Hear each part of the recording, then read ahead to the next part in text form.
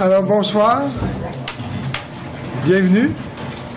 Je vous dirais que c'est la première fois qu'on a autant de monde à une assemblée du conseil municipal. Alors, on est très fiers de vous accueillir. Alors, ouverture de la séance, une proposition pour l'ouverture de la séance. M. Victor Boudreau, appuyé par M. Yvan Côté. Lecture et adoption de l'ordre du jour, M. Corbeil. Donc, séance régulière du 5 juin 2017. 1. Ouverture de la séance. 2. Lecture et adoption de l'ordre du jour. 3. Lecture et adoption des procès-verbaux. Donc, en 3.1, lecture et adoption du procès-verbal de la séance régulière du 1er mai. On a ajouté en 3.2, lecture et adoption du procès-verbal de la séance extraordinaire du 8 mai. En 4, acceptation des comptes et des paiements directs pour le mois de juin. En 6, lecture de la correspondance. 6.1, Festival de la chanson de Saint-Ambroise. 6.2, l'École du Fjord. 6.3, tournoi de golf et des amis de la Fondation de l'Hôpital de l'Abbé. 6.4, Chevalier de Colomb, souper Michoui. 6.5, Club de motoneige du Fjord. 6.6, invitation au lancement de la saison touristique du Bas-Saguenay 2017. En administration, 7.1, offre d'achat du terrain numéro 30 de M. Martin Rondeau et Mme Marie-Josée Desbiens. 7.2, programme de soutien aux stratégies de développement touristique, demande d'aide financière. 7.3, MTQ demande du plan d'action pour la réfection de la rue Saint-Jean-Baptiste. 7.4, acceptation du budget de la Société de développement de l'Anse Saint-Jean. 7.5, mandat de gestion du presbytère pour le centre communautaire La Petite École. 7.6, nomination de représentant municipal sur le comité de gestion du presbytère.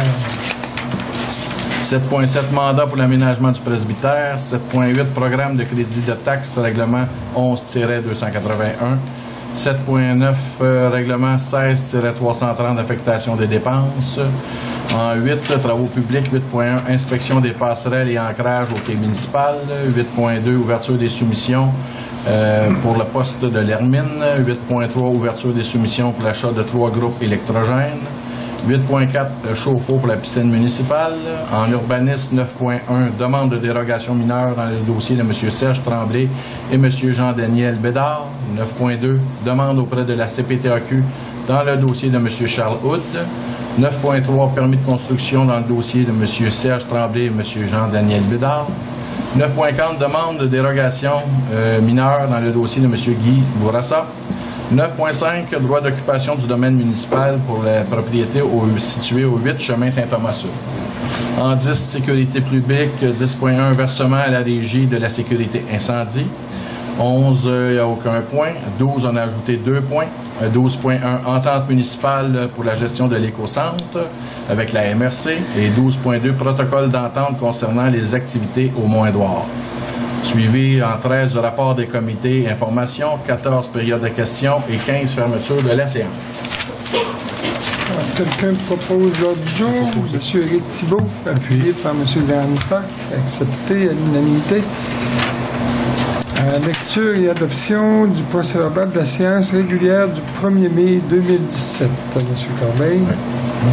Je cherche ça. Donc, séance du 1er mai 2017, sous la présidence de M. Lucien Martel. Étaient présents M. Anicette Gagné, M. Marcelin Tremblay, M. Yvan Côté, M. Victor Boudreau, M. Graham Park, ainsi que M. Éric Thibault. Résolution 139-2017, ouverture de la séance. 140-2017, lecture et adoption de l'ordre du jour.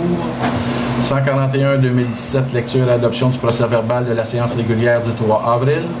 142-2017, lecture et adoption du procès-verbal de la séance extraordinaire du 10 avril. 143-2017, acceptation des comptes et des paiements directs pour le 1er mai 2017. 144-2017, publicité dans le courant du Saguenay. 145-2017, demande de commandite de l'équipe Bistrot Café Summum dans le cadre du Grand Défi Pierre Lavoie. 146-2017, demande d'aide financière au profit de l'école Saint-Félix. 147-2017, demande du Club Fouad. 148-2017, mission en France, lettre d'appui. La résolution 149-2017, soirée bourse au mérite de la Fondation du Cégep de Chicoutimi. 150-2017, campagne de financement dans Saint-Honoré dans le Vent. 151-2017, branche bénéfice de la rivière Petit-Saguenay. 152-2017, appui à la résolution 17-03-65 de la ville de Bedford amendement du Code municipal pour permettre la participation aux séances extraordinaires par voie électronique. Ensuite, la résolution 153-2017, dépôt de l'analyse des états financiers comparatifs. 154-2017, demande de branchement au réseau d'aqueduc municipal dans le dossier de M. Jean-Nicolas Gagnon. 155-2017, planification 2017, éclairage de rue. 156-2017, transport adapté du fjord, participation financière pour l'année 2017. 157-2017, entente intermunicipale établissant les conditions relatives au transfert de l'équipement ou du matériel servant à la gestion des matières résiduelles. 158-2017, embauche de l'adjoint aux travaux publics et chargé de projet. 159-2017, demande de permis de construction dans le dossier de Mme Marina Lavoie et M. Maurice Houd. 160-2017, avis de motion concernant la MRC du Fjord, le règlement 16-356. 161-2017, les sentiers des 21, fonds de gestion et mise en valeur du territoire. La résolution 162-2017, le service des sauveteurs. 163-2017, représentants municipaux au sein du GA de la petite école. 164-2017, demande dans le cadre du fonds communautaire 150. 165-2017, Assemblée générale annuelle du réseau Biblio. 166-2017, protocole d'entente tripartite pour le Mont-Édouard. On a eu par la suite le rapport des comités, suivi de la période de questions et la résolution 167-2017, fermeture de la séance proposée par M. Éric Thibault à 20h11. Alors, quelqu'un propose... Je propose. Procès-verbal, M. Marcelin Tremblay. J'appuie. M. Anicette Gagné. Procès-verbal du 8 mai. M. Corbeil. Donc, assemblée extraordinaire tenue le 8 mai à 19h sous la présidence de M. Lucien Martel. Étaient présents M. Anicette Gagné, M. Marcelin Tremblay, M. Yvan Côté, M. Victor Boudreau ainsi que M. Éric Thibault. Était absent M. Graham Park. C'est la résolution 168-2017, ouverture de la séance. 169-2017, lecture et adoption de l'ordre du jour. 170-2017, dépôt des états financiers pour l'année 2016, suivi de la période de questions, et la résolution 171-2017, fermeture de la séance proposée par M. Éric Thibault à 19h13. Alors, quelqu'un propose l'acceptation du... Je la propose. M. Anicette Gagné, appuyé par M. Yvan Côté. Lecture et adoption des comptes et paiements directs du 5 juin 2017. Donc, on a Javel, Bois-Franc, c'est 191,15 pour l'achat des dépôts chlorites. Arsenal Web, agence numérique, 48,87 pour le site Internet. Le groupe Coder, 259,67, c'est pour la récupération. Boudreau Germaine, 100,80 pour des frais de déplacement. Boudreau Victor, 167,40 pour des frais de déplacement. Le fonds d'information sur le territoire, 64 c'est pour les droits de mutation. Commission scolaire des Rives du Saguenay, 2052,91 c'est pour les services de consultants pour l'engagement de personnel.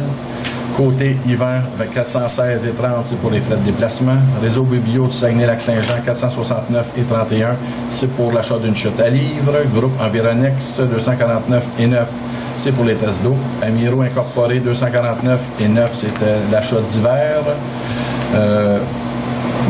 Amiro, c'est 153,85 pour l'achat d'hiver. Éric Côté, Sable et Gravier, 15 703,63 c'est pour des travaux préventifs pour le printemps et aussi l'entretien des chemins Saint-Jean-Baptiste, Périgny et la rue de la Sève.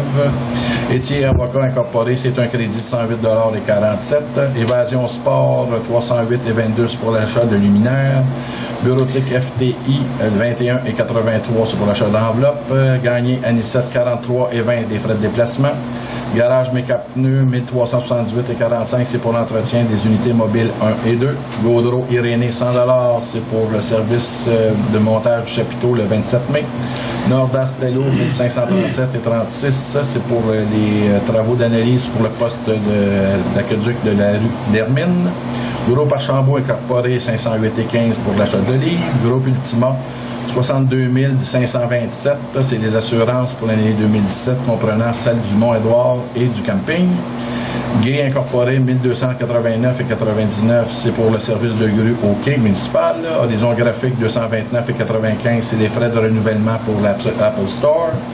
Jacqueline Lavoie, entrepreneur général, 5133,63 pour les travaux préventifs au printemps, ainsi l'entretien sur la rue Saint-Jean-Baptiste. La Berge-Guérin, associé, 1832,39 , c'est pour le cadastre de la rue de la Canourgue. Lauréat gagné 11 678 et 68, c'est pour l'entretien préventif ainsi que des travaux d'entretien sur les chemins municipaux. L'entre-nous, 450, c'est pour la location d'espace. Gaudreau, Saucier, Simard, avocat, c'est 290 et 60, les frais mensuels. Les produits sanitaires, les pins, 650 et 19. Mallette, firme Mallette incorporée, 28 255 et 11, c'est pour les états financiers et analyse de différents dossiers comptables. Martel Lucien, 684 et 10, les frais de déplacement. Martin Roy et associés Saguenay, incorporé, 8335 et 69, c'est pour la préparation de devis techniques. MRC du Fjord, 18 892 et 10, c'est pour les codes-parts, ainsi que pour les ordures du mois d'avril et du mois de mai. Peinture LSB incorporée, 67 748 et 68, c'est pour toute la réfection de nos pontons au quai municipal. Produit BCM limité 1369 et 67, c'est pour l'achat de matériel d'aqueduc. Promotion pêche 600, c'est pour publicité dans le courant du Saguenay. ADT à Canada 184 et 98, c'est le système d'alarme. Centre de rénovation 213 et 81, c'est les divers achats pour la voirie municipale. Remorquage SOS Saguenay 2989 et 35, c'est pour le transport des pontons de Ville-Saguenay jusqu'au quai municipal. Saint-Honoré dans le vent 143 et 72, c'est pour l'achat de 2 billets. Station du Mont-Édouard 28 5 $ et 36, c'est pour les taxes des honoraires de gestion. Transport Bouchard 13 et 83 et Tremblay-Marcelin 127 et 80 pour les frais de déplacement, pour un total de la liste des comptes du mois de juin de 265 306 et 35. On a des frais perçus d'avance pour Préto Canada Superpass de 870 et 87. Alors, quelqu'un propose M. Marcelin Tremblay, appuyé par M. Graham Park. On s'est rendu au point 6.5, le renouvellement de la petite presse n'avait pas. La correspondance 6.1, Festival de la chanson de Sainte-Ambroise. Alors, c'est une demande pour achat de 2 billets, en fait, pour participer au souper bénéfice au coût de 80 $ chaque billet. Quelqu'un a fait la proposition. Je propose. Gagné, appuyé par M. Victor Boudreau. L'école du Fjord, c'est un organisme, en fait, c'est un circuit cycliste qui va avoir lieu, je vais vous dire, 4-5-6 mois d'août. Alors, évidemment, cet organisme-là va arrêter ici à l'Anse-Saint-Jean. On nous demande une contribution financière. Alors, on a proposé un montant de 500 $ comme commandite. Il faut dire que les gens vont souper au Mont-Édouard. Ils sont 43 cyclistes à date, en tout cas d'inscrits, ce qu'on a comme information. Et normalement, je ne sais pas s'ils couchent ici à l'Anse-Saint-Jean, mais ça devrait, en principe. Alors, je pense que c'est une commandite qui est payante dans les circonstances. Quelqu'un a fait la proposition? Moi, je propose. M. Graham Park, appuyé par M. Marcelin Tremblay. Tournoi de golf des amis de la Fondation de l'Hôpital de la Baie. Évidemment, on nous invite à participer au tournoi de golf, mais ça fait 2 ans qu'on ne va pas au tournoi de golf. Par contre, on achète 2 billets pour le souper, au coût de 45 $ du billet. Quelqu'un a fait la proposition. M. Éric Thibault, appuyé par M. Yvan Côté. Chevalier de Colomb, souper méchoui. Alors, c'est un souper qui va avoir lieu aussi... je vais vous donner les dates.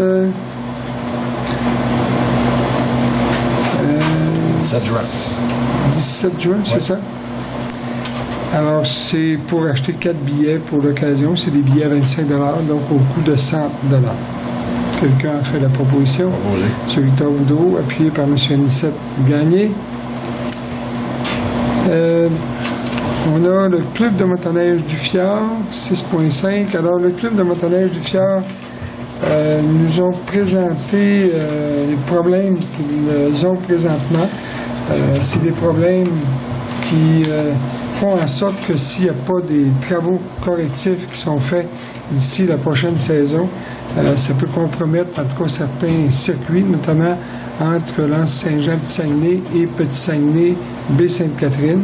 Alors, les travaux requis sont de 49 500 $. Il y a une aide financière qui sera accordée par la Fédération des clubs de motoneige du Québec. Et il y a aussi une aide de 20 000 $ qui va être accordée par la MRC dans le cadre des fonds de développement des territoires, volet territorial. Pourquoi volet territorial? Pour être inscrit ou pour être accepté dans le cadre d'une demande de subvention dans ce volet-là, il faut un appui par résolution, mais un appui aussi financier de au moins 2 municipalités. Alors, on s'est rencontrés, les maires des 3 municipalités du Bas-Saguenay, soit Petit-Saguenay, Lanse-Saint-Jean et Rivière-Éternité, et on a accepté, en fait, d'appuyer. Donc, ce soir, je demande d'appuyer le projet et aussi de contribuer à la hauteur de 5 comme contribution de la municipalité. Et les 2 autres municipalités vont contribuer pour les mêmes montants. Ça représente 2 450 $ par municipalité. Alors, les travaux sont quand même urgents et nécessaires. Sinon, comme je mentionnais tout à l'heure, il y a eu des affaisements de chantier. Alors, même qu'il y a des travaux qui vont devoir être faits pour casser du roc et évidemment pour pouvoir permettre là, une circulation sécuritaire des motoneigistes l'an prochain. Alors, la résolution peut-être qu'on a, M. Corbeil. C'est ça. Donc, considérant que le club de motoneige connaît un débris important sur son réseau de sentiers, particulièrement de Lanse-Saint-Jean vers Petit-Saguenay, de Petit-Saguenay vers Baie-Sainte-Catherine, ainsi que de Rivière-Éternité à Lanse-Saint-Jean, considérant que ces bris vont occasionner la fermeture de cette section de sentier pour l'hiver, la saison hivernale 2017-2018, si aucun travaux de correction ne sont réalisés avant le début de la saison. Considérant que les travaux de correction nécessitent des investissements de 49 500 $, considérant que la Fédération provinciale de motoneige a déjà accepté de contribuer à l'ordre d'un montant de 20 000 $, considérant que la MRC du Fjord accepte de contribuer également pour un montant de 20 000 $ dans le Fonds du développement des territoires volet territorial, à la condition que les 3 municipalités du Bas-Saguenay, soit Petit-Saguenay, Lanse-Saint-Jean et Rivière-Éternité, acceptent de supporter le projet à titre de promoteur et de contribuer chacune pour un 5 % du coût global du projet. Considérant que le club de motoneige du Fjord accepte de contribuer pour le solde afin de combler le coût global estimé à 49 500 $. Pour ces motifs, il serait proposé et résolu que la municipalité de Lanse-Saint-Jean apporte son appui au projet de la MRC dans le cadre d'une demande d'aide dans le Fonds du développement des territoires volet territorial, que la municipalité de Lanse-Saint-Jean accepte de contribuer pour 5 % du projet, soit la somme de 2 475 $ dans la mesure que les municipalités de Petit-Saguenay et Rivière-Éternité s'engagent également. Alors, est-ce que c'est clair? Ça va? Quelqu'un a fait la proposition? On va le proposer. M. Yvan Côté, appuyé par M. Anicette Gagné. 6.6, invitation au lancement de la saison touristique du Bas-Saguenay. Alors, le lancement de la saison touristique va avoir lieu jeudi de cette semaine, jeudi le 8 juin. Ça va avoir lieu à Rivière-Éternité, au parc, en fait, c'est au kiosque principal du parc, c'est ça, le parc national? Le parc national du Fjord du Saguenay, ouais, secteur Rivière-Éternité. C'est ça. Alors, on va sûrement avoir une bonne participation des conseillers présents à cette occasion-là. Le président d'honneur, c'est M. Éric Larouche. Éric Larouche, qui est d'ailleurs propriétaire des pétroles RL et de l'hôtel Chicoutimi, qui est aussi propriétaire d'une résidence ici à Lanse-Saint-Jean.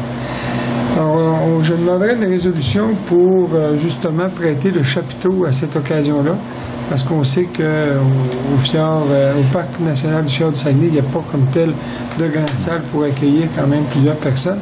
On nous a demandé la contribution de fournir notre chapiteau qui va être installé sur les terrains. Alors, vous en faites la proposition, M. Je le propose, oui. Appuyé par M. Marcelin Tremblay. Point 7, administration, offre d'achat terrain numéro 30, M. Martin Rondeau et Mme Marie-Josée Desbiens. Alors, M. Corbeil, on a une offre. On a une offre pour le terrain numéro 30 au montant de 1,30 le pied carré. Et nous, on va faire une contre-proposition à 1,40 le pied carré. Est-ce que vous êtes en accord avec ça? Oui. Ça va? Quelqu'un a fait la proposition? M. Victor Boudreau, appuyé par M. Graham Pack. 7.2, programme de soutien aux stratégies de développement touristique, demande d'aide financière. En fait, c'est des enveloppes de subventions qui ont été annoncées par le gouvernement au cours du printemps. Il y a quand même aussi une enveloppe pour aider les centres de ski, particulièrement pour l'enneigement artificiel, parce qu'on sait que, évidemment, avec le réchauffement le réchauffement du climat, il y a certaines stations qui ont des difficultés. Alors, on a présenté 2 projets, entre autres la Société de développement qui présente les 2 projets. On nous demande l'appui de la municipalité. Les 2 projets, c'est d'abord le Mont-Édouard présente un projet dans le cadre pour compléter le volet du sentier de haute route et également aussi l'enneigement pour la piste numéro 4, qui est la piste homologuée, où on reçoit quand même, on a reçu l'an passé plusieurs clubs de compétition de toute la province. Alors ça, c'est le projet qui a été présenté par le Mont-Édouard. Il y a également un projet qui a été présenté qui a été proposé par le Sentier des 21, mais qui va être présenté, ou qui est présenté par la Société de développement. Et c'est pour développer des sentiers de vélo.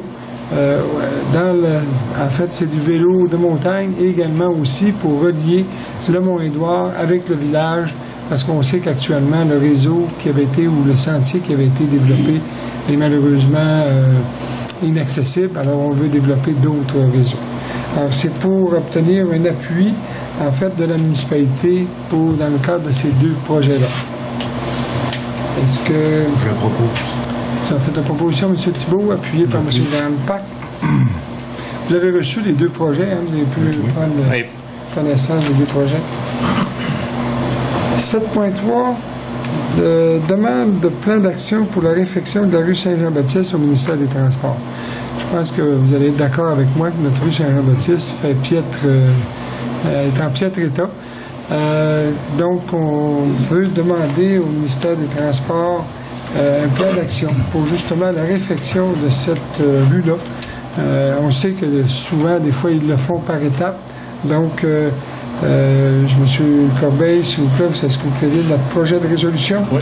Donc, considérant la chaussée de la rue Saint-Jean-Baptiste est dans un état pitoyable et qu'elle continue à se dégrader à chaque année, considérant que l'Anse-Saint-Jean est une municipalité touristique dont son économie est majoritairement dépendante du tourisme, considérant que l'Anse-Saint-Jean fait partie de l'Association des plus beaux villages du Québec ainsi que des villages relais, considérant que les touristes mentionnent régulièrement comme commentaire plus négatif l'état du lien routier. Pour ces motifs, il serait proposé et accepté de demander au ministère des Transports de nous fournir un plan de réfection de la rue Saint-Jean-Baptiste avec un échéancier. Est-ce que vous êtes d'accord avec ça? Est-ce que quelqu'un a fait la proposition? M. Boudreau, M. Victor Boudreau, appuyé par M. Graham Pack. 7.4, acceptation du budget de la Société de développement de l'Anse-Saint-Jean. On a reçu le budget de la Société de développement. En fait, on prévoit des revenus pour 1 080 000 $. Si, là, je le dis de mémoire parce que je ne l'ai pas devant les yeux. Oui. C'est pas ça. Excusez, je vais juste essayer de le trouver. Oui, le budget ici. Bon, voilà. Alors, on a un budget de revenus d'1 088 346 $. Et également aussi des dépenses pour disons un peu moins que de 1 million 0. Pardon, 1 million 04, je me trompe probablement, mais ça va nous donner un excédent de 179 000. On prévoit un excédent de 179 000 pour l'année 2017-2018. Alors, vous avez le détail là, de chacune des périodes avec les revenus ainsi que les dépenses. J'en ferai pas la lecture, mais vous en avez pris connaissance. Il s'agit bien du Mont-Édouard? Oui, voilà. OK. Merci. Oui. Parce qu'on parle de la Société de développement, mais c'est la Société de développement qui présente le dossier ou le budget du Mont-Édouard. Est-ce que on sait que dans la convention qui existe entre la municipalité et la Société de développement, le gestionnaire doit produire son budget annuellement et doit être accepté par le conseil municipal. Alors, quelqu'un a fait la proposition? M. Yvan Côté, appuyé par M. Éric Thibault. Mandat de gestion du presbytère, centre communautaire de la petite école. Alors, évidemment, au départ, il y avait été question de former un conseil d'administration pour le presbytère, parce que vous savez que le presbytère, on veut en faire un centre des arts et de la culture, prioritairement. Ça ne veut pas dire qu'il n'y aura pas d'autres activités. Je vous dirai un petit peu pourquoi tout à l'heure. Mais après avoir discuté et regardé aussi l'ensemble du dossier, on a convenu de donner le mandat au conseil d'administration de la petite école de gérer le presbytère. Pourquoi? Ben d'abord parce qu'il y a des coûts qui sont associés à la création d'une nouvelle entité légale, d'une part, et d'autre part, ça demande aussi encore beaucoup de bénévoles. On voulait quand même permettre au conseil d'administration de la petite école de prendre la responsabilité de la gestion. Je vous ai dit tout à l'heure que c'était prioritairement pour les arts et la culture. Ça demeure encore notre objectif. On a aussi une demande pour installer la boulangerie. C'est la boulangerie... Nuance de grain. Nuance de grain, merci. Alors, c'est un dossier qui chemine actuellement, qui va être aussi, encore là, sous la responsabilité de la petite école. Donc, on a aussi préparé un projet de résolution. M. Corbeil? Oui. Donc, considérant la municipalité acquiert le presbytère pour en faire particulièrement une maison des arts et de la culture, considérant que créer une corporation autonome entraînerait des coûts d'opération annuels importants, considérant que le conseil d'administration de la corporation de la petite école accepte d'assumer la responsabilité de la gestion du presbytère dans le respect de la mission et du mandat défini par le conseil municipal, pour ce motif, il serait proposé et appuyé de mandater le conseil d'administration de la petite école afin d'assumer la responsabilité de la gestion des opérations du presbytère, de demander au conseil d'administration de la petite école de fournir une planification et un suivi des activités annuelles en lien avec la mission du presbytère, ainsi que de produire un budget annuel au plus tard le 1er octobre de chaque année et de présenter un état des résultats au 31 décembre de chaque année. Oui, monsieur. J'en ferai la proposition, mais vous me permettrez d'ajouter que le conseil d'administration de la petite école a prévu la mise en place d'un comité de gestion, qui est déjà constitué d'ailleurs, et qui sera responsable de la gestion du presbytère comme tel, composé de 7 personnes. Alors, j'en fais la proposition. Alors, proposé par M. Anicette Gagné, appuyé par M. Graham Puck. On a demandé, en fait, de produire un budget annuel au plus tard, le 1er octobre, pour que ça coïncide avec la confection du budget de la municipalité. Parce qu'on sait que le budget de la municipalité doit être accepté dans le courant du mois de novembre, au cours du début de novembre. Donc, c'est pour cela qu'on a demandé, en fait, de produire un budget à la municipalité pour le 1er octobre. 7.6, nomination de représentant municipal sur le comité de gestion du presbytère. Justement, c'est en lien avec ce que vous venez de mentionner. C'est ça. Gagné. Donc, on propose M. Marcelin Tremblay comme faisant partie. Ça me fait plaisir de proposer M. Marcelin Tremblay. Alors, proposé par M. Anicette Gagné, appuyé par M. Yvan Côté. 7.7, mandat pour aménagement du presbytère. M. Corbeil, je vais vous laisser le soin de... Donc, pour se conformer aux normes et règlements des édifices publics, on va mandater la firme ceux qui avaient fait une première analyse au niveau du presbytère, les maîtres d'œuvre, pour pouvoir faire l'avis de précision sur les éléments de conformité à considérer compte tenu qu'on a des nouveaux usages. On parle essentiellement de la boulangerie. Rencontre des lieux avec les différents intervenants du dossier pour la prise des besoins en lien avec la boulangerie et également le centre d'interprétation.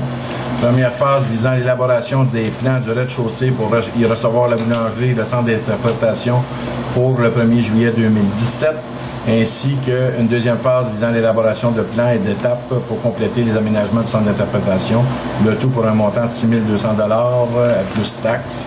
Et ce montant sera payé avec les fonds de la taxe d'assises. Donc, quelqu'un a fait la proposition, M. Marcelin Tremblay, appuyé par... Appuyé. M. Graham Puck. Merci.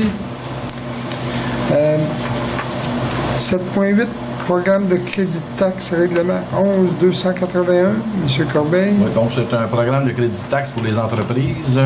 Il y a 2 entreprises encore qui font partie de ce programme-là, donc Amiro Incorporé, qui ont un montant à recevoir pour l'année 2016 de 184,80 $, et pour l'année 2017, un montant similaire, donc 184,80 $, ainsi que les Rebelles des Bois qui ont un montant de 64,35 $ pour l'année 2016 et 42,90 $. Ce programme-là, c'est pour favoriser l'amélioration locative au niveau des entreprises sur le territoire de la municipalité de Lanse-Saint-Jean. Alors, quelqu'un a fait la proposition, M. Victor Boudreau, appuyé par M. Yvan Côté.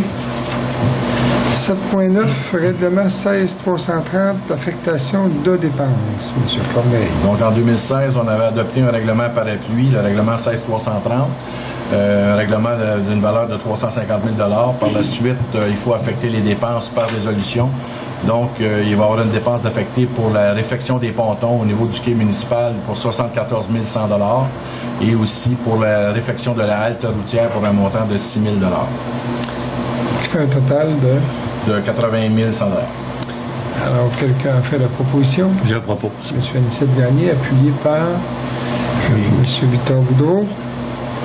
Travaux publics 8.1, inspection des passerelles et ancrage du quai municipal. Alors, vous savez que l'an passé, il est survenu un incident dans une autre municipalité, justement avec les pontons puis les quais. Alors, on veut ne pas prendre de chance ici, même si ce n'est pas les mêmes systèmes d'attache ou après les quais. Alors, on veut demander à une firme privée pour effectuer justement une étude ou une inspection des passerelles pour s'assurer qu'on est sécuritaire et que c'est sécuritaire aussi pour les touristes, parce que c'est quand même important. Il passe quand même passablement de touristes à chaque jour sur ces pontons. Alors, évidemment, c'est un mandat pour un montant de 1 800 $, c'est ça, plus taxe, pour faire cette vérification-là. Et ça va nous permettre aussi de faire les corrections si jamais il y avait des corrections à faire. Alors, vous avez vu, puis d'ailleurs, on a adopté tout à l'heure qu'on a fait aussi cette année repeindre l'ensemble de nos pontons. Alors, je pense qu'ils ont fière allure pour la saison hivernale, pour la saison estivale, pardon. Et on espère avoir aussi ce rapport-là, quand même, d'inspection le plus rapidement possible. Quelqu'un a fait la proposition? M. Marcelin Tremblay, appuyé par M. Drampac. Ouverture de soumission pour le poste de l'Hermine. On s'entend que pour le poste de l'Hermine, c'est pour installer une deuxième pompe, parce qu'on se souvient aussi qu'il est arrivé un bris à la pompe existante actuelle, parce qu'il y a une seule pompe actuellement, pour desservir les résidences qui sont dans le secteur de l'Hermine. Alors, on avait convenu qu'on installerait une deuxième pompe. Alors, on a une proposition, en fait, un mandat pour un montant de... Bien, le service, on va retenir les services de pompe Saguenay pour un montant de 32 867,83 $, plus taxes. Alors, quelqu'un a fait la proposition? Proposé par M. Yvan Côté, appuyé par M. Victor Boudreau. On avait aussi demandé des soumissions pour l'achat de 3 groupes électrogènes. Là aussi, avec la panne électrique, la panne de courant qu'on a eue le 1er décembre dernier, qui a duré 30 heures, je pense que ça a causé beaucoup d'inconvénients. On a craint aussi pour notre réseau d'aqueduc, parce qu'à partir du moment où on aurait manqué d'eau dans nos réservoirs, ça aurait pu contaminer tout le réseau au complet de tout le village. Donc, on a mis en place, on a fait des demandes pour installer 3 génératrices, c'est-à-dire une sur la rue des Coteaux, parce qu'on sait que c'est l'endroit où on dessert l'ensemble du village. Il y a aussi au Mont-Édouard qui dessert quand même toute la base de la montagne, tout le secteur de la montagne du Mont-Édouard.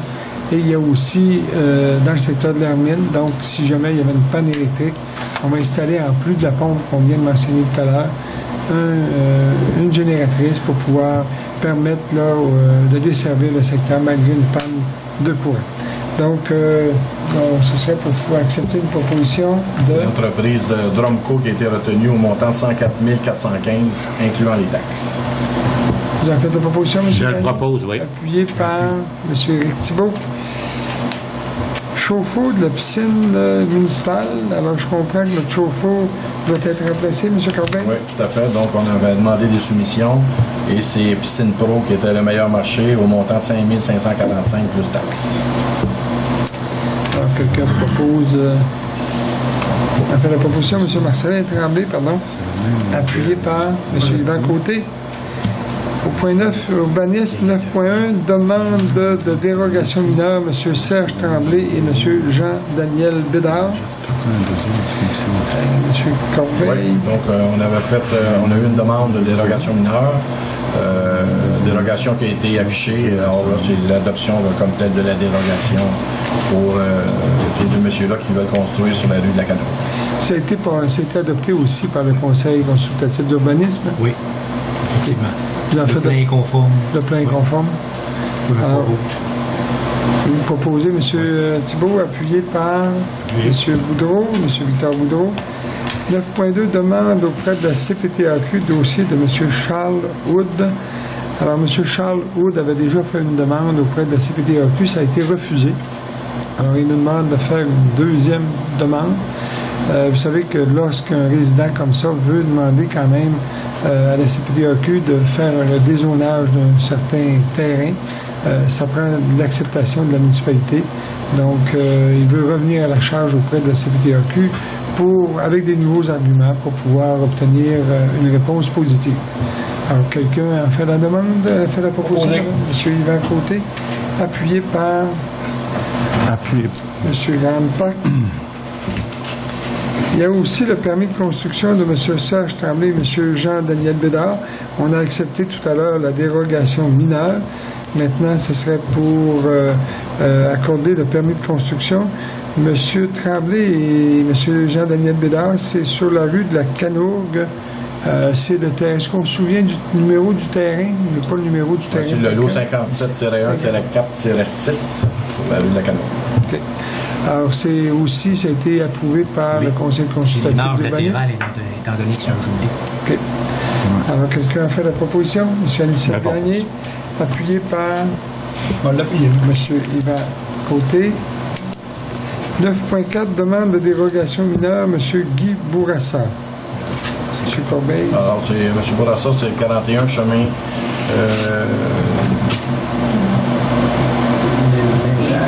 Nectar. Épilogue? Ah bon, merci. Alors, chemin d'épilogue, donc c'est pour les marges avant, là, à l'usage de villégiature de 10 mètres. Donc, c'est pour.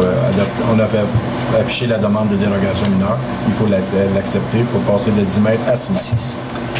Ça va? Ça a été aussi accepté par le CCI? Oui, ça a été accepté. C'est parce que le relief, pour que monsieur puisse s'établir, le relief est trop accidenté, donc il doit avancer. Il faut qu'il avance un peu sa propriété. À 6 mètres au lieu de 10, normalement, comme la réglementation le demanderait. Alors, vous en faites la proposition? Oui. Appuyé par M. Marcelin Tremblay. 9.5, droit d'occupation du domaine municipal, 8 chemin Saint-Thomas Sud. Alors, M. Grandpac, étant donné que ça vous touche, vous vous retirez. Oui, exactement. Je me retire, puis je n'ai pas participé aux délibérations.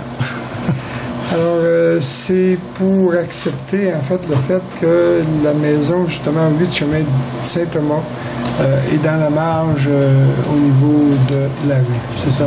On l'a déjà accepté aussi pour la rue du Faubourg. On avait aussi accepté le règlement qui nous permet, justement, d'accepter ça par résolution du Conseil. Ça va? Alors, quelqu'un a fait la demande, a fait la proposition, M. Marcelin Tremblay, appuyé par M. Victor Boudreau. Alors, c'est accepté, mais on peut dire à l'exclusion de la majorité. Ça va? 10, donc, sécurité publique, versement à la régie de sécurité incendie d'une contribution, parce qu'on sait que maintenant, le service de sécurité incendie pour l'ensemble des 5 municipalités du Bas-Saguenay, c'est-à-dire Ferland et Boileau, Saint-Félix-d'Otis, Rivière-Éternité, L'Anse-Saint-Jean et Petit-Saguenay.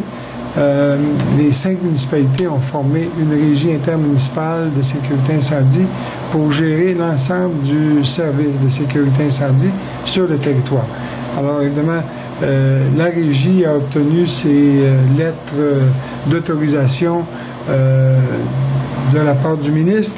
Et évidemment, on nous demande un versement de 25 000 $ pour pouvoir permettre à la régie de fonctionner. Alors, on sait que le budget de la municipalité de Lanse-Saint-Jean, dans le cadre de la régie, est de l'ordre de autour de 90 000. Je ne pourrais pas donner le chiffre précis, mais c'est autour de 90 000. Quelqu'un a fait la proposition? M. Victor Boudreau, appuyé par M. Yvan Côté. Au point 11, loisirs, on n'a aucun sujet. Loisirs, tourisme et communication, 12.1.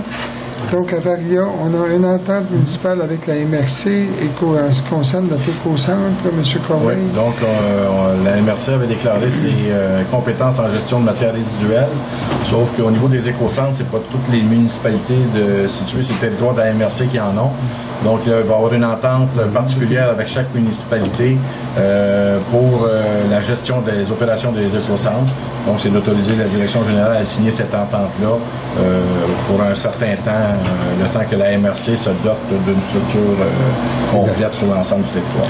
En fait, il y a 6 municipalités sur 13 de la MRC qui ont un éco-centre comme nous.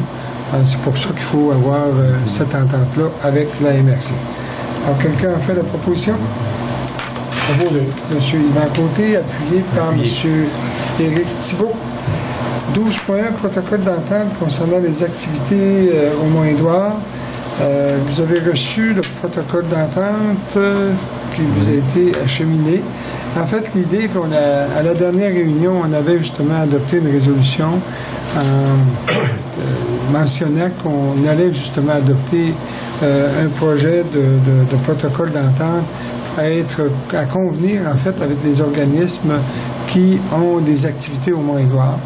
Alors, on pourrait peut-être en faire la lecture, M. Corbeil. Donc, le présent protocole est conclu entre la Société de développement de Lanse-Saint-Jean, la municipalité de Lanse-Saint-Jean et le partenaire. Considérant que la municipalité de Lanse-Saint-Jean a confié la gestion de la station du Mont-Édouard à la Société de développement de Lanse-Saint-Jean, considérant que tous les développements de la station du Mont-Édouard doivent être coordonnés, considérant que les deux corporations ne peuvent intervenir dans le développement de la montagne du Mont-Édouard et de ses équipements sans l'autorisation du propriétaire, il devient donc nécessaire de s'entendre sur les modalités de fonctionnement suivantes. Tous les projets de développement devant être réalisés sur le territoire de la municipalité doivent être approuvés au préalable par la municipalité. Toutes les demandes de subventions et de commandites doivent être coordonnées par la Société de développement de Lanse-Saint-Jean et appuyées par une résolution de la municipalité. Toutes les activités de développement et d'aménagement dans la montagne et au pied des pentes doivent être autorisées par la Société de développement de Lanse-Saint-Jean. Les travaux exécutés sur les terrains du Mont-Édouard qui appartiennent à la municipalité doivent être réalisés par la Société de développement du Mont-Édouard. Les salaires et avantages sociaux accordés aux employés doivent être les mêmes que ceux prévus dans la politique salariale de la station du Mont-Édouard. La gestion du personnel et du système de paie relève de la station du Mont-Édouard, moyennant des frais de gestion à discuter.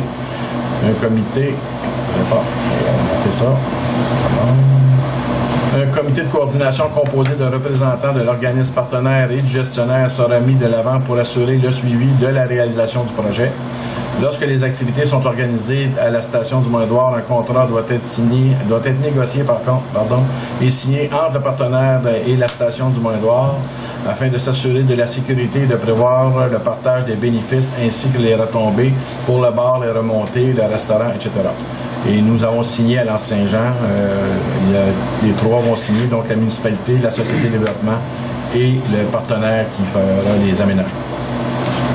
Que ça vous convient comme contenu, puis ça répond à l'esprit qu'on avait déjà discuté. Ça va? Quelqu'un a fait la proposition? M. Michel Garnier, appuyé par M. Graham Pack, c'est accepté à l'unanimité. Alors, ça couvre l'ensemble des sujets qui étaient à notre ordre du jour. On s'est rendu au rapport des comités et informations. Je vais commencer, pardon. Ça va?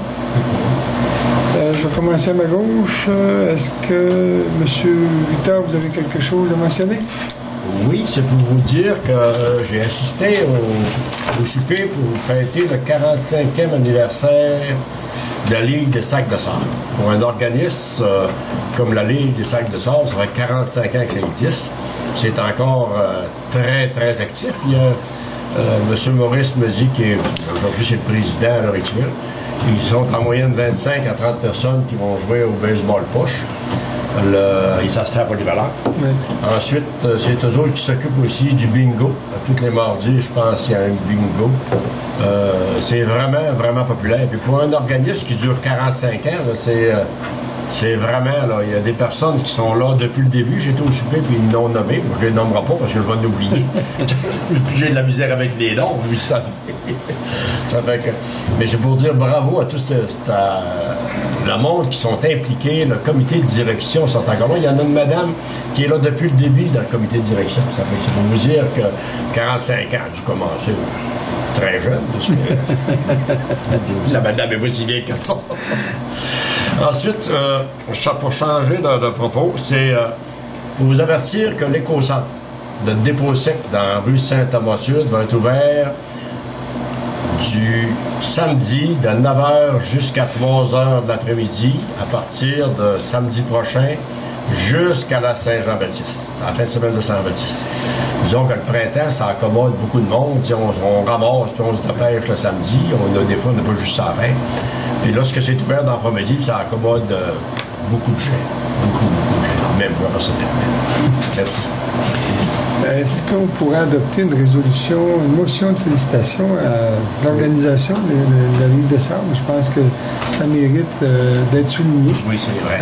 C'est du beau bénévolat, puis c'est en même temps aussi une occupation importante pour nos personnes, je dirais nos personnes âgées, nos personnes retraitées. Il y a même des personnes aussi qui ne sont pas nécessairement retraitées qui participent. Mais c'est pour dire aussi l'importance des activités de ce genre-là dans notre milieu. Alors, moi, j'accepterais peut-être une motion de félicitations, si vous êtes d'accord. Tu as fait la proposition, M. Boudreau? Oui. Merci. Est-ce que je peux rajouter? Oui. Une information que j'ai à vous donner, c'est que tout à l'heure, Victor parlait de M. Maurice. M. Maurice va recevoir la médaille du lieutenant-gouverneur pour les aînés le 25 de juin. Pour la reconnaissance envers tous ces années qu'il a donné pour la collectivité, comme bénévole, comme personne engagée. Donc, c'est quand même un bel honneur pour M. Morisseau. Bravo. Je pense que ça mériterait aussi une motion de félicitations. Oui. Alors, vous en faites la proposition? Oui. Parce qu'effectivement, M. Wood est impliqué beaucoup, puis dans son milieu, a été impliqué beaucoup au cours de... D'ailleurs, c'est pour reconnaître son implication comme bénévole à Nancy-Saint-Jean au cours de toutes ces années.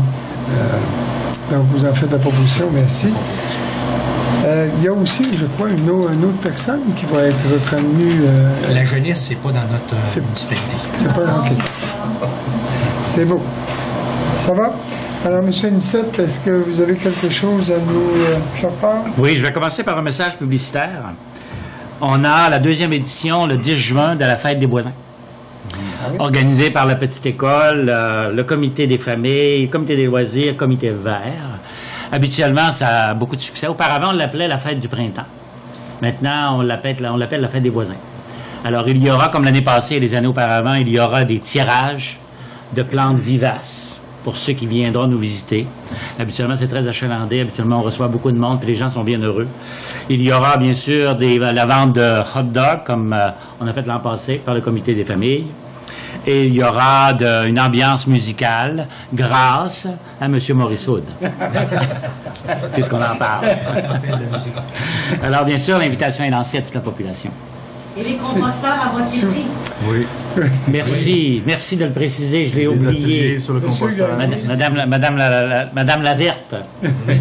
Monsieur Gagné, c'est à quelle heure que les personnes sont conviées ou sont invitées à venir ici à la petite école? 10 heures. À 10 heures? Oui. C'est bien ça. 9h30. 9h30, pardon. Une chance que j'ai des gens qui travaillent avec moi là-dessus. T'as besoin de souffleur, comme on dit. Oui, continue. J'aimerais également parler. J'ai eu le privilège d'aller, encore cette année, participer au congrès de la Fédération des villages relais du Québec. Je fais partie du conseil d'administration. On est 7 membres du conseil d'administration au sein de cette fédération. Et on a appris 2 bonnes nouvelles. Auparavant, la réaccréditation était de la responsabilité du ministère des Transports, puis on devait subir un examen approfondi par le ministère des Transports pour voir si nos services sont adéquats, s'ils sont toujours offerts, si nos chartes de qualité avec les commerçants sont toujours en vigueur, et ainsi de suite. Dorénavant, la réaccréditation va se faire de façon automatique, donc par défaut, à la condition qu'on complète un formulaire. Ce formulaire-là va nous demander si on a encore tous les services qu'on doit offrir selon la charte. Et c'est la Fédération des villages relais du Québec qui va administrer le questionnaire en question. Alors, ça va être beaucoup plus simple, moins complexe, et ça va être moins dispendieux pour la réaccréditation. Parce que nous, on est dû pour une réaccréditation depuis 2013. Alors, on est rendu en 2017 et la position du ministère des Transports est maintenant connue. La Fédération des villages relais va offre présentement de la formation pour les commerçants et leurs employés. Cette formation-là est offerte gratuitement dans le réseau des villages relais parce que les employés dans les commerces, généralement, il y a un taux de roulement assez élevé, puis ils n'ont pas le temps de se former. Cette formation-là qui va être offerte par la Fédération, c'est une formation très courte et ça peut être... la formation peut être prise à l'aide d'un ordinateur ou d'un appareil mobile. Quand l'employé ou le commerçant ou le propriétaire a le temps, à 15 minutes, il va faire un module. Les modules sont de 10 à 15 minutes et le total de la formation, c'est 1h30. Alors, ça va être publicisé, cette formation-là, dans le prochain écho municipal qui va sortir en juin. Et je voudrais dire, le dernier message, c'est il y a un projet de mission qui est en voie de préparation et de réalisation pour la fin de juin, du 23 juin au 1er juillet. C'est un jumelage entre les villages relais du Québec et les villages étapes en France. Les villages étapes en France sont venus à quelques reprises participer à nos congrès. Et nous, ils nous ont invités à quelques reprises à aller participer à leur congrès. Mais nous, ce qu'on voulait, c'est davantage participer à une visite des villages étapes. Parce que les villages étapes en France, je le rappelle, existent depuis 20 ans. Ils en ont 55. Nous, le réseau existe depuis 10 ans, ou à peu près 10 ans, et on a 41 villages relais. Alors, le maillage, la mission qu'on va réaliser, c'est de faire un maillage entre nos expériences et notre richesse collective et l'expérience acquise au sein des villages étapes en France, et on va aller particulièrement en Bretagne. Alors, chacun des membres du conseil d'administration y participe et en assumant personnellement ses dépenses. Alors, il n'y a aucun sou qui est demandé à la municipalité pour cette participation-là, à cette mission, du 23 juin au 1er juillet. Alors voilà, M. le maire. Merci. Monsieur Marcelin, est-ce que vous avez quelque chose? Oui, j'ai quelques... La semaine dernière, j'étais donc à la réunion générale annuelle des réseaux biblios du Saguenay-Lac-Saint-Jean avec Mme la bibliothécaire. Très intéressant. Il faut noter que la bibliothèque de l'Anse-Saint-Jean est une des bibliothèques qui est la plus occupée, achalandée, compte tenu de la population. Et on aura bientôt une chute à livres, c'est-à-dire qu'on a eu, de la part de la Société des Postes du Canada, la possibilité de faire l'acquisition de boîtes à malles qui sont transformées, peintes, etc., qui sera placée devant la municipalité, donc devant l'édifice, pour pouvoir placer les livres sans être obligé d'y aller à l'heure de la bibliothèque quand c'est fermé. Voilà. Et ça agrémente, c'est très beau, c'est une belle initiative. Mais ne mettez pas votre courriel là-dedans, c'est sûr qu'il ne se rendra pas. Je vais vous parler maintenant d'un dossier qui me tient à cœur, qui est le dossier du presbytère. Alors, vous savez que j'ai été mandaté, alors je m'en occupe avec beaucoup de passion.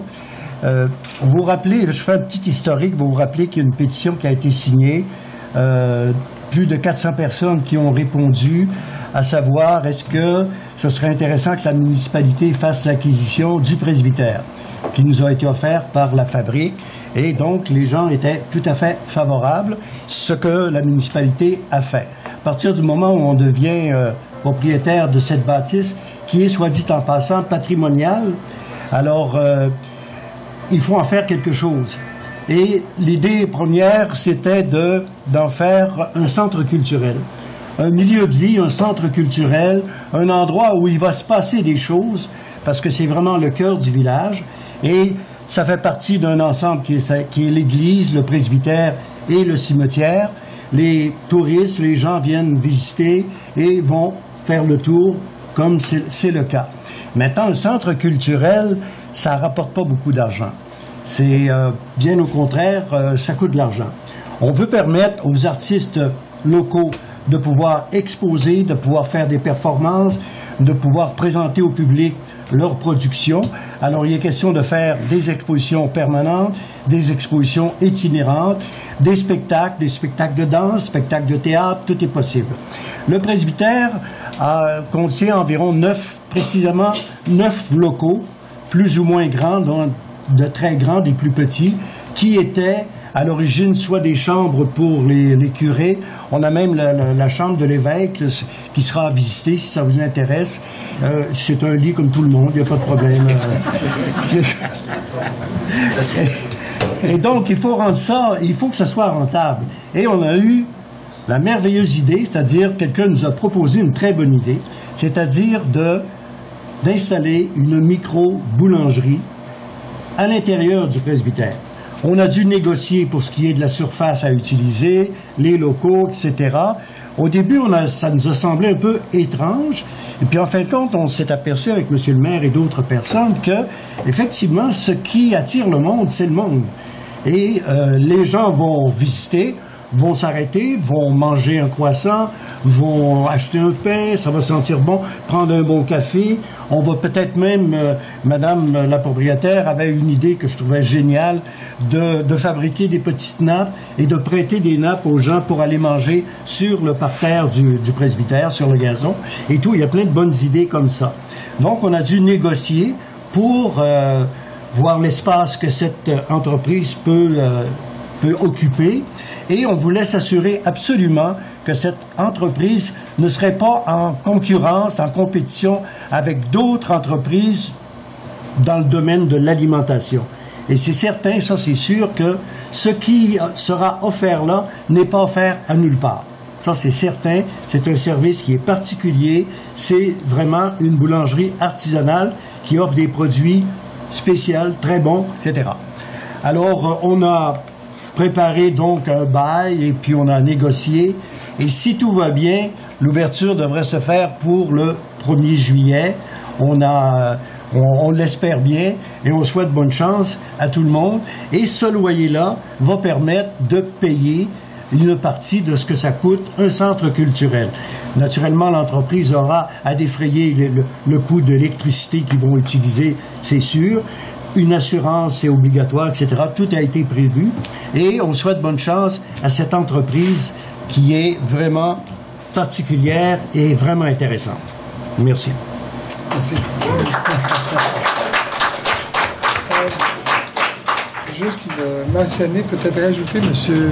Marcelin, que normalement, le contrat notarié devrait se signer vendredi. Tous les documents sont rendus en place et le déménagement de la fabrique vers ces nouveaux locaux qui vont être situés dans l'église devrait se faire vendredi. Donc, ça devrait coïncider dans ces dates-là. Voilà. Monsieur Yvan, est-ce que vous avez quelque chose à nous partager? Oui, je vais vous parler un peu de la ZEC truite. On a été retardé l'ouverture de la ZEC, on s'excuse, parce que la neige ne voulait pas s'en aller. Fait qu'on a eu un bris de chemin aussi qui a tout préparé. Fait que là, la truite est au rendez-vous. On vous invite à aller pêcher une activité qui est très, très, très en dedans. Après ça, pour la piste cyclable, on a eu un affaissement de la piste cyclable ici au pont couvert, qu'on va intervenir. On attendait que la rivière... la rivière baisse un peu parce qu'ici, il y a un coin qui est assez dangereux, assez critique. Là. Mais on va intervenir sous peu avec la municipalité. Après ça, j'ai assisté à une activité qui a eu lieu au Maine-Loire la semaine passée, de finance-flotte. Je voudrais juste une motion de félicitation parce que c'était très, très bien organisé. Après ça, il y avait une bonne bouffe. On a passé une belle journée. Vous proposez une motion de félicitation pour les organisateurs. Le comité organisateur. Alors, vous êtes d'accord, ça va? Merci. Après ça, j'ai assisté à une autre rencontre à Chicoutimi, au BV, organisme bassin versant. C'est-à-dire tous les résidents, c'est parce que nous autres, ici, on est assez impactés par les résidences par un cours d'eau, parce que la rivière passe tout le long dans la municipalité. Avec l'algue ionale qui est apparue au Saguenay, l'algue bleu-vert qui est arrivée au Saguenay ici, parce que c'est causé par déboisement le long des cours d'eau, faire là, puis après ça, je veux dire que l'engrais qu'on met sur les gazons, c'est juste pour sensibiliser la population de faire un petit peu attention, puis de reboiser si possible le long des cours d'eau comme on peut. On est tout le long des cours d'eau, et je suis le long des cours d'eau aussi. C'est juste vraiment pour sensibiliser. Puis si vous avez besoin de renseignements, vous pouvez rencontrer l'inspecteur municipal, le site qui va se faire apaiser. Même vous pouvez aller sur le site internet OBV Bassin-Versant. Même eux autres, ils ont des ingénieurs qui peuvent venir nous conseiller comment aménager un cours d'eau pour protéger un peu. On va trouver de s'en retarder à ça plus dans le futur, parce que même au lac Saint-Jean, 53% du tour du lac qui est non conforme au respect des berges. C'est juste une sensibilisation que je voulais faire. Merci, M. Côté. S'il vous plaît, période de questions. Ça va? Moi, j'ai juste un élément que je voudrais vous partager. Vous savez, à un moment-là, je ne peux pas vous dire la date exacte, je ne me souviens pas, mais ça fait presque une année. On avait eu, ça s'était mentionné dans les médias, que la compagnie, en fait, Métro Morin, n'avait pas produit son plan de mesure d'urgence. Alors, je peux vous dire qu'aujourd'hui, Métro Morin a produit son plan de mesure d'urgence. Il y a des recommandations qui sont à l'intérieur de ce plan-là, qu'on va quand même analyser et pour lesquelles on va quand même intervenir aussi auprès de la compagnie pour s'assurer que les correctifs ou les mesures à prendre vont être prises selon ce qui a été recommandé par une firme de spécialistes d'évaluation des barrages. Alors, je tenais à vous le mentionner parce que ça a été public à un moment donné, ce dossier-là. Alors, c'est quand même important. Voilà, on serait rendu à la période de questions. Je veux juste mentionner, parce qu'il y a peut-être plusieurs personnes qui veulent poser des questions, mais j'avais eu aussi une demande de la part du syndicat des paramédics. Alors, j'inviterais peut-être dans la période de questions les gens de paramédics de venir nous expliquer leur dossier. On m'a appelé, j'ai aussi votre projet de résolution. J'aimerais ça, vous avez, juste peut-être pour préciser, pour la période de questions, chaque personne a droit à 3 minutes. Okay? Vous pouvez poser le nombre de questions que vous voulez, mais vous avez droit à 3 minutes. Donc, après 3 minutes, on va vous l'indiquer de passer à quelqu'un d'autre. Okay. Voilà, ça va aussi pour vous. Parfait. Alors, moi, c'est pas une question. Je viens ici pour essayer de vous présenter la raison de la demande de proposition qu'on a déposée à votre municipalité. En passant, la même demande a été posée autant à Rivière-Éternité qu'au Petit-Saguenay. Le but, c'est qu'on vise l'abolition des horaires de faction. Pourquoi on vise ça? Ça fait des années qu'on essaye de faire des représentations auprès de nos gouvernements, nos représentants de comté, les députés, puis on a de la misère à faire aboutir. Puis on se rend compte qu'au Québec, que les citoyens de l'Anse-Saint-Jean n'aient pas les mêmes services que dans les centres urbains. Pour nous, c'est inacceptable. Ça fait des années qu'on se bat pour ça. Puis aujourd'hui, on est ici pour en faire la demande de votre appui dans le but de revendiquer l'abolition des horaires de faction. Les horaires de faction, expliquez-nous un peu, c'est quoi, là? J'en viens à ça. Les horaires de faction, c'est que les gens sont disponibles 7 jours par période de 14 jours pendant 24 heures par jour. Okay? Donc, ces gens-là peuvent intervenir autant de jours, de soir que de nuit, à l'intérieur d'un même 24 heures. Ce qui fait que les gens peuvent venir en situation d'épuisement. Ça peut devenir un danger autant pour eux que pour la population, parce que lorsqu'ils manquent de sommeil, on s'entend que ça va se refléter sur l'ensemble du travail. Et plus encore, ce qui est le plus important, c'est le temps d'intervention. Plus on va diminuer le temps d'intervention, plus on va avoir des chances de sauver des vies. Moi, je peux vous dire par expérience personnelle, en passant, j'ai oublié de me présenter, Pierre Dallaire, paramédic à la baie. Moi, en tant que paramédic, ça fait 37 ans que je fais ce métier-là. Avant 1998, j'ai jamais réussi à sauver une seule vie. La première vie que j'ai sauvée, c'était en 1998, à l'aide du moniteur défibrillateur, parce que, heureusement, j'étais à bord du véhicule et tout près de l'adresse à laquelle on a eu un arrêt cardio-respiratoire. Et depuis ce temps-là, je n'ai pas mémoire d'avoir sauvé des vies avant de tomber sur des horaires qu'on dit à l'heure. Dans des horaires à l'heure, les gens sont disponibles à l'intérieur du véhicule, habillés, prêts à partir. Donc, le délai d'intervention va être beaucoup plus rapide. Et on sait pertinemment que dans le cas d'un ACR, pour toutes les minutes qui passent, on perd 10% de chances de réanimer une personne.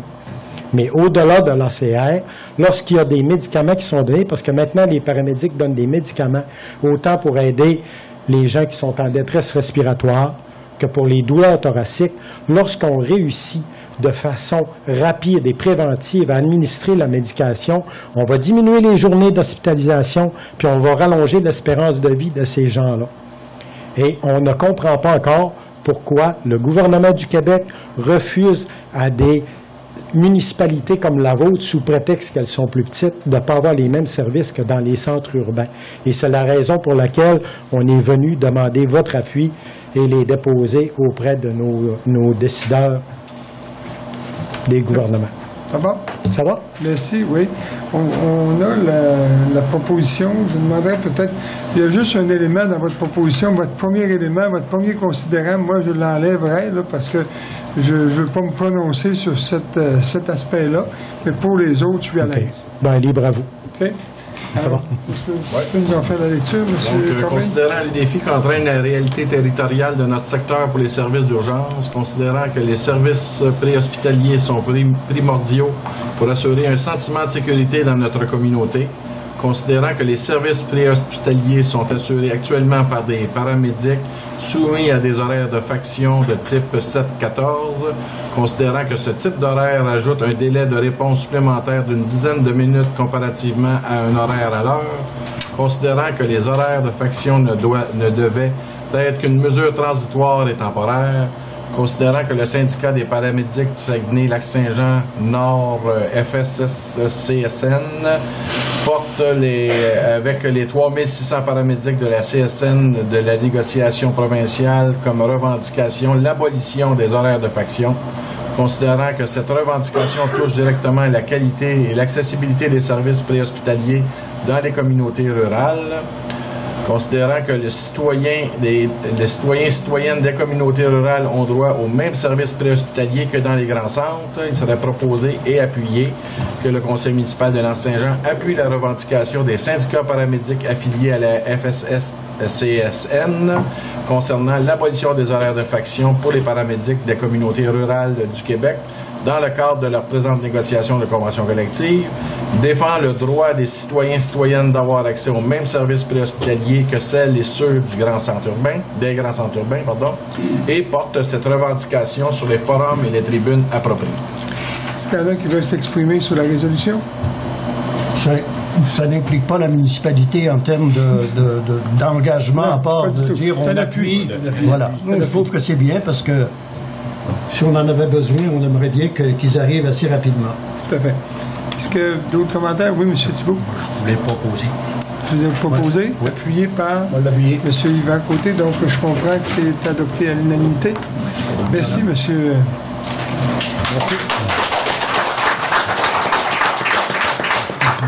Est-ce qu'il y a d'autres personnes qui ont des questions à poser? Claude Boucher, résident dans le secteur du Mont-Édouard. Donc, j'ai ici une lettre qui provient de la Corporation de la Fondation pour le développement du Bas-Saguenay, dont le comité Les Ponts couverts à vélo. Donc, je résume, parce qu'on a seulement 3 minutes. Ce comité existe depuis 18 ans. J'en fais partie depuis 18 ans. Les investissements qui ont été faits et les énormes heures de bénévolat qui ont été faites par le comité, ça ne se compte pas. Donc, la valeur à l'heure actuelle, c'est à peu près 1 million. La passerelle vis-à-vis la rue du Coin, c'est à peu près 103 000 que ça a coûté dans le temps. Et on avait eu un don pour tout le métal qui a été utilisé. Donc, j'ai posé la question à la dernière réunion. C'est rendu que 2 comités pour les cyclistes. Donc là, le comité des 21, l'autre, qui a une incorporation, nous a demandé de les rencontrer. Donc, c'est pas très précis. On s'est réunis le 21 mai et voici la proposition qu'on a votée. Il a été décidé d'un commun accord d'exiger du conseil municipal la cession de la nouvelle charte. Nous avons besoin de bénévoles, donc ils s'incorporeront à nous autres. Sinon, nous serons dans l'obligation de démissionner après 18 ans d'opération et de grands bénévolats parce qu'on ne peut pas demander à 2 comités pour le bicycle des octrois. Les octrois sont de plus en plus petites pour la piste cyclable. J'ai d'autres questions. Bien, je vais répondre d'abord à ça. Là. Je vais vous dire que je peux souscrire à votre façon de voir, c'est-à-dire que c'est déplorable aussi qu'il y ait 2 comités qui traitent à peu près du même sujet. Par contre, quand vous dites que vous demandez à la municipalité de résilier ou d'abolir la charte de la Corporation des Sentiers des 21, on n'a pas le pouvoir de faire ça. C'est absolument pas la municipalité, d'abord, qui a demandé la charte, premièrement. Je pense que ça, vous êtes au courant de ça, M. Boucher. Ce n'est pas la municipalité qui a demandé la charte, c'est un ensemble d'individus qui ont demandé la charte et légalement, toute personne, un groupe de personnes avec un objectif précis peut demander une charte. Donc, moi, je conviens qu'effectivement, qu'il y a des rapprochements entre les 2 corporations qui traitent du sujet du vélo. Et je souhaite qu'à un moment donné, les 2 corporations arrivent à une entente. Et la municipalité ne peut absolument pas rien faire là-dessus. Vous pouvez rien faire, mais vous pouvez suggérer. Bien, c'est ce que je viens de vous dire, M. Boucher. C'est ce qu'on a fait. On a su inciter les gens à se rencontrer pour pouvoir faire en sorte qu'à un moment donné, il y a une corporation qui traite du même sujet ensemble. Tout à l'heure, vous avez parlé de la société de développement avec les budgets. Donc, vous avez dit qu'il y avait eu 160 000 de surplus. J'ai pas dit, j'ai dit que le budget présenté pour 2017-2018 prévoit un surplus de 179 000.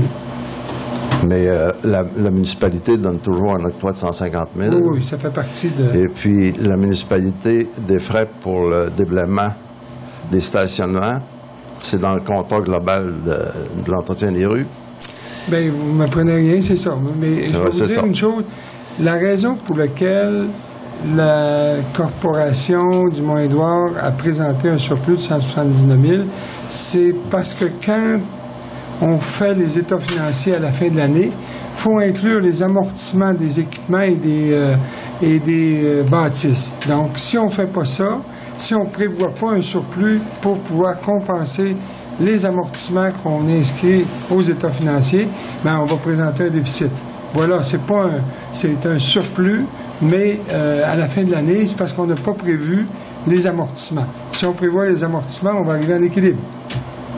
C'est ça. Donc, si vous prévoyez aussi les octrois de la municipalité, donc je les félicite, ils ont fait un bon travail, mais c'est pour tout simplement signifier qu'il n'y a pas de surplus en réalité. J'avais posé des questions aussi au Mont-Édouard, donc il y a au-delà de 700 000 en taxes qui provient des résidents du Mont-Édouard. J'avais posé des questions sur les lumières de rue pour la sécurité, l'asphalte, l'entretien des terrains. Il y a seulement quelques petits terrains qui appartiennent à la municipalité. Les gens font des beaux terrains du terrassement et puis ce petit terrain qui commence la rue de la Canogue, il y a des souches, il y a toutes sortes de choses, c'est pas grand à entretenir. J'ai demandé à qui de droit de l'entretenir, puis ça n'a jamais été fait. Bien, en tout cas, vous me direz à qui vous l'avez demandé, là, mais si il y a des travaux qui sont urgents ou nécessaires à faire, on va les faire, M. Boucher. Je pense pas qu'on laisse les terrains dans un état qui peuvent présenter ou qui peuvent brimer la sécurité des gens, là.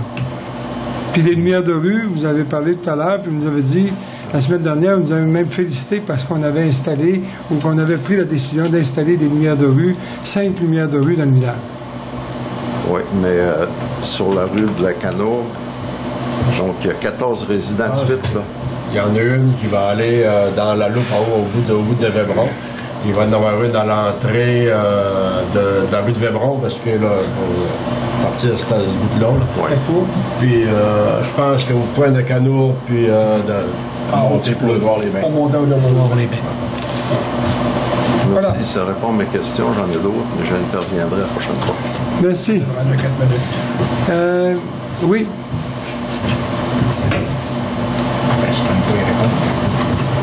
Marie-Francine, bienvenue, Comité Vert.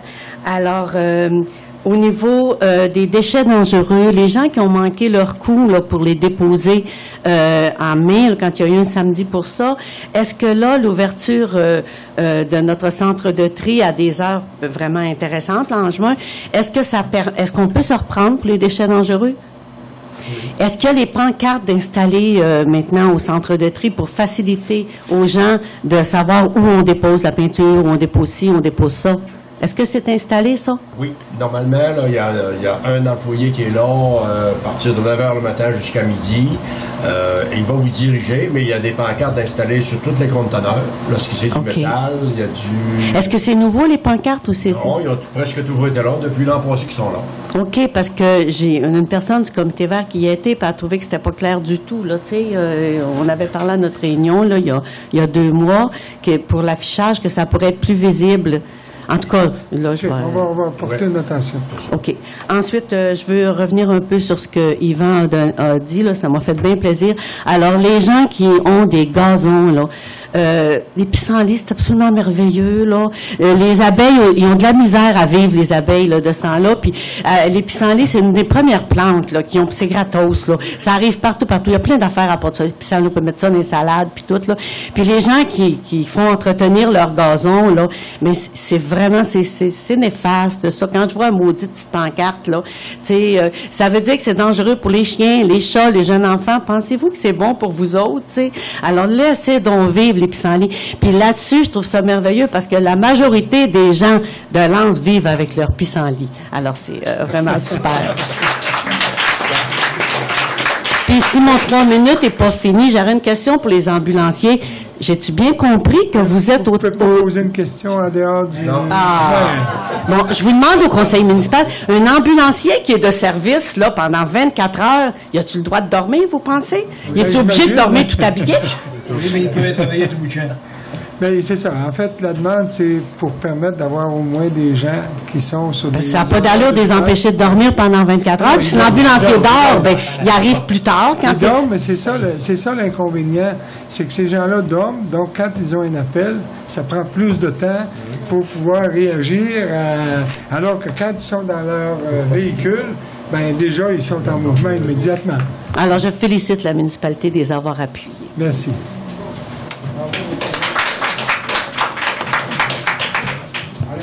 Sylvie Major, Marie-Francine a vraiment amené un bon point. Yvan, je voulais revenir aussi sur... j'ai 2 sujets.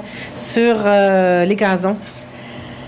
Moi, j'ai vu la compagnie, là, je sais pas comment ça s'appelle, au camping de Lens. Verdure. Moi, je les ai vus au camping. Oui, moi aussi.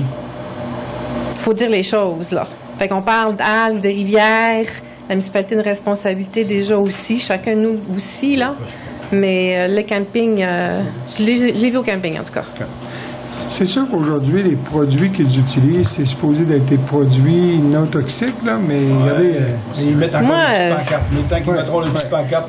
En tout cas, ça serait bien d'aller plus loin, de vérifier ça, puis... Il faut juste commencer. Ouais. On en parle. L'autre sujet, c'était en fait le principal, c'est vraiment...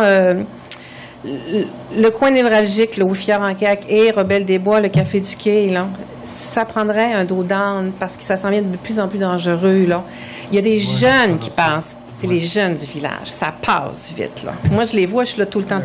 Il y a de plus en plus de trafic, plus en plus de familles, de jeunes. Il ne faudrait pas attendre qu'il y ait quelque chose qui se passe. On a baissé la limite de vitesse. Je sais, mais c'est pas ça. C'est pas ça que ça prend. Il n'y a rien comme un dos down. C'est à cause d'autres inconvénients aussi. Mais... On a de la misère à Lens de mettre des dos down. Je sais, dans la rue du Faubourg, je l'ai demandé des années de temps. Mais je pense qu'il va falloir, à un moment donné, faire un premier pas. Puis dans ce coin-là... Là. Pourtant, je dirais qu'il y a quasiment des dos down naturels dans notre... Mais pas où on est, en tout cas, où les gens traversent. Ils partent là, de la navette. Là, c'est vraiment toute la clientèle de la navette. Ils partent, ils traversent en mot Café du Quai ou à Rebelle. Et nous, on est là, on le voit. Fait qu'il y a un problème. On va étudier ça, parce qu'évidemment, il y a du pour et du contre aussi des dos down. Je sais qu'il y a beaucoup d'arguments. Ça fait 20 ans que je suis ici, ça fait 20 ans que j'entends qu'il y a du pour et qu'il y a du contre. Mais... On va regarder ça. Merci. Des solutions aussi.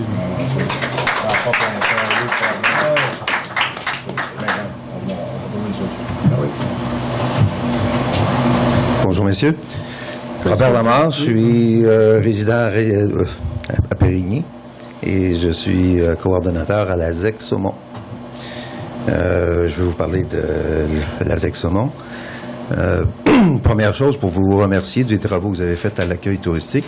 C'est un lieu qu'on habite, c'est là qu'on donne nos services aux pêcheurs qu'on reçoit, qu'on dirige vers la rivière. La saison rouvre dans 15 jours, le 15 ou un peu moins. On est bien préparé, notre personnel est bientôt en poste.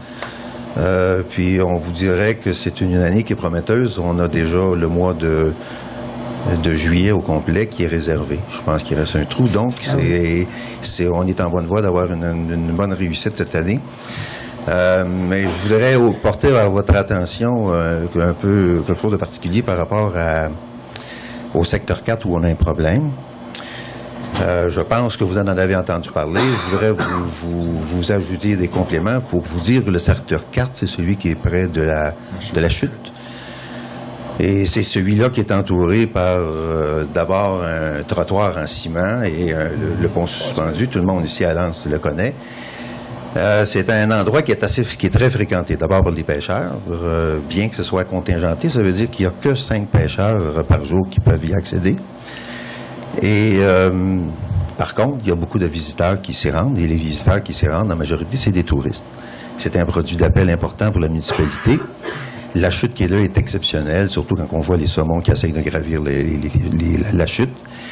Je pense qu'on devrait encourager, on devrait trouver des trucs pour ramener de plus en plus de touristes là. Je pense que c'est une des façons de faire vivre des expériences positives aux touristes qui viennent ici, leur donner le goût de rester, leur donner le goût de revenir. Bon, le problème, je pense que vous en avez entendu parler, il y a une paroi rocheuse qui présente des risques de sévérité.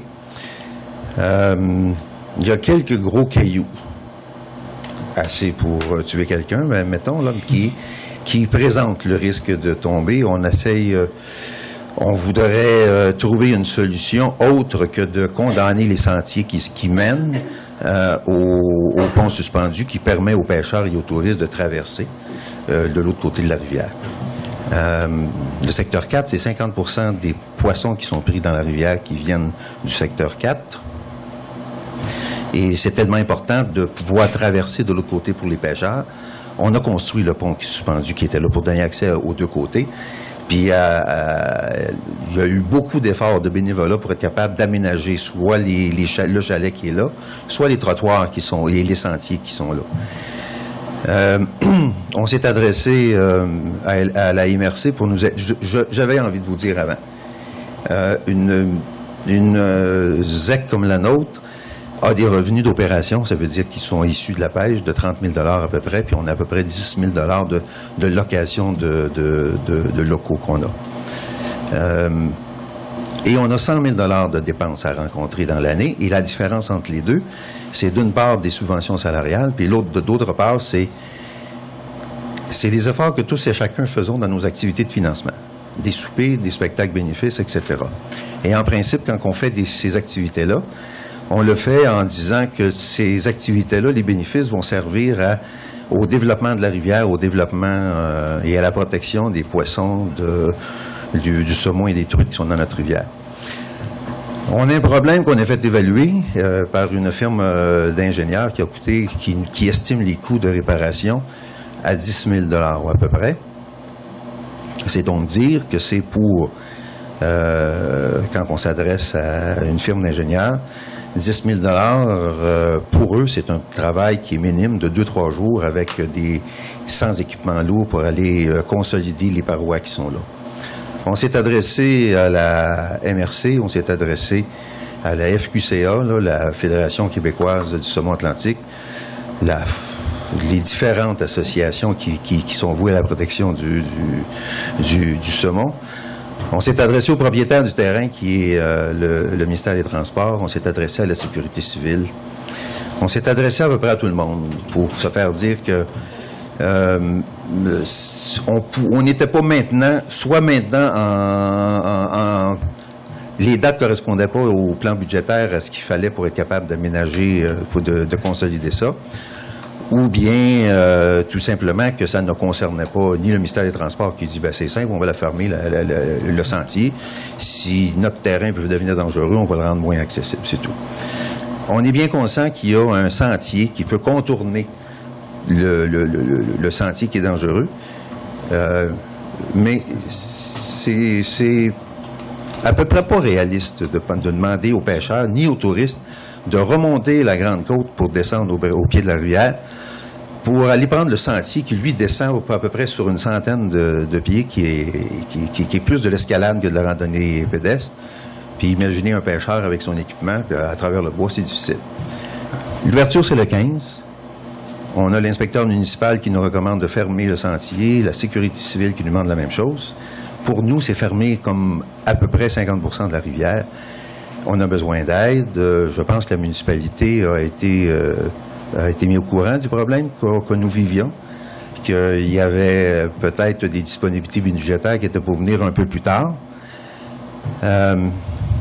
C'est tout de suite qu'on a besoin, puis on se demande s'il n'y aurait pas du personnel à la municipalité qui pourrait venir consolider les quelques roches ou les faire tomber pour qu'on soit capable, en toute sécurité, d'ouvrir la saison cette année et les sentiers. Fait que je vous remets le problème. C'est un problème qui nous concerne tous. C'est les touristes et les pêcheurs qui, en passant, les pêcheurs, c'est des touristes qui sont très lucratifs dans notre communauté. Là, je pense qu'il y a des études qui disent qu'un pêcheur dépense 750 $ par jour dans une communauté. Je pense que c'est important. Bon, je voulais vous sensibiliser pour vous dire qu'il nous reste 15 jours pour essayer de régler le problème. On a cherché bien des solutions. Jusqu'à maintenant, on n'a pas trouvé. Je pense que la ZEC n'a pas les moyens présentement pour ce petit 10 000 $-là, s'il y a moyen de trouver un petit fond de tiroir. Ouais. On vous remet le problème. Juste pour vous dire, en tout cas, vous me remettez le problème, mais je ne suis pas sûr qu'on ne peut pas prendre le problème pour vous. Là. Je pense que moi, j'ai offert déjà, pour en avoir parlé avec M. Thibault, qu'effectivement, il y a un fonds à la MRC, dans le Fonds de développement des territoires. La municipalité, on a une enveloppe de 40 000 $. Okay? On a actuellement engagé un montant de 25 000. On a présenté un projet, puis il y a un montant de 25 000 qui a été engagé.